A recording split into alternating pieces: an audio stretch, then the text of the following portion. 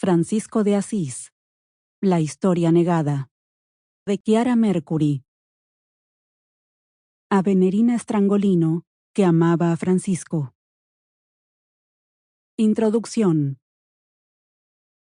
En 1890, el pastor calvinista Paul Sabatier llegó a Asís para buscar en el acervo de los antiguos manuscritos de la Biblioteca del Sacro Convento una biografía olvidada de Francisco de Asís.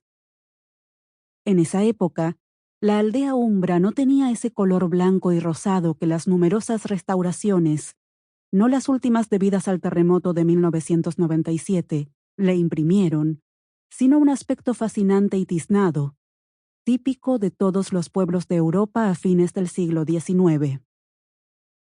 Como un antiguo buscador, Sabatier tenía una idea precisa de lo que buscaba, una idea que había esbozado y cultivado por años. Perseguía los escritos clandestinos de Fray León, el hermano que había sido secretario personal y confesor de Francisco. León había escrito algo sobre Francisco.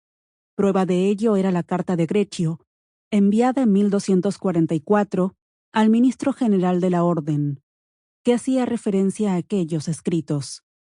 Claro, estos, como todas las antiguas biografías del Santo de Asís, debieron pasar por la depuración de Buenaventura de Bagnoregio, pero algo de esos escritos, quizá pedacitos escondidos en algún armario de un convento perdido, debía haber sobrevivido, porque todavía en el siglo XIV, algunos escritores franciscanos hacían referencia a los rollos de León, como también lo hicieron, en los siglos posteriores, algunas esporádicas descripciones de los clérigos eruditos.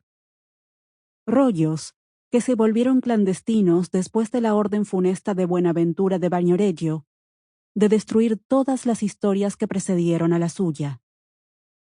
Sin embargo, entre los terraplenes góticos del imponente convento franciscano, suspendidos en los acantilados sobre el verde de los Apeninos, cuando ya estaba a punto de darse por vencido, acobardado por las muchas lagunas producto de sus investigaciones, Sabatier logró encontrar en la orilla izquierda del Sena, bajo los techos de pizarra de la Biblioteca Mazarine, aquello que había buscado desde siempre.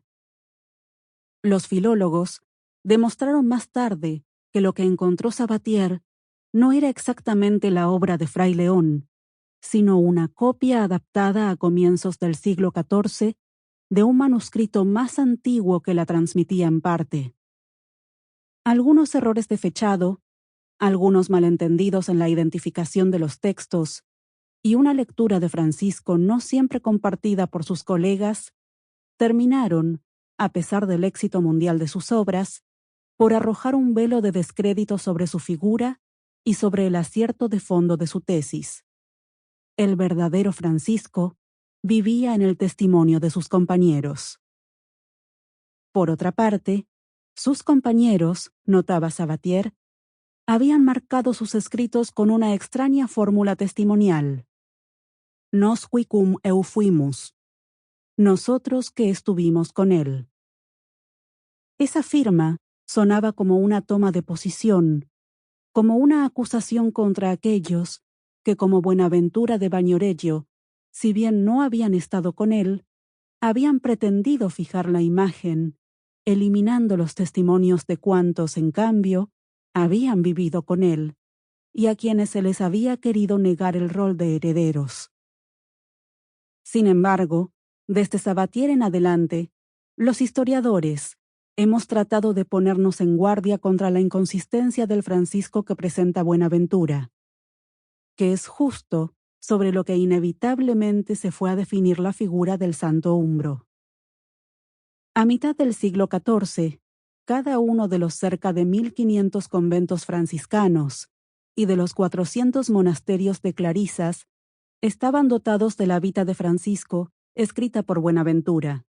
Hoy nos quedan nada menos que 400 copias escritas entre el 200 y el 300.